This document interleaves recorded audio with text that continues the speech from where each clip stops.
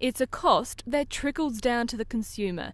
Each year, Unity Water forks out $14 million from leaks in the main system. We can't necessarily control the way that those leaks are happening, but the big thing is to find them and then prevent them. Simon Taylor from Unity Water says Sunshine Coast has one of the best and newest systems in Australia. We have a very young network of pipes and it's in good condition, so we don't see a lot of bursts, and in fact Unity Water's got one of the lowest rates for burst pipes in the whole of Australia.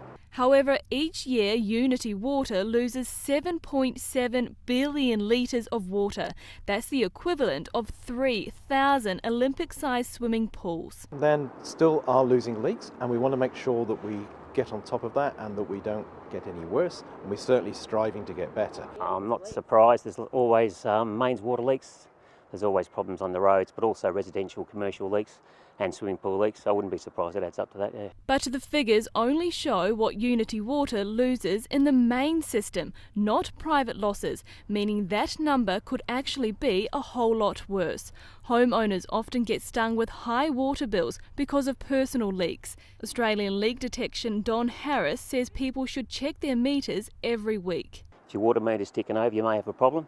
You just want to make sure, normally that last digit on the right's a litre, so you want to check that. If it's rolling, turn your toilet systems off.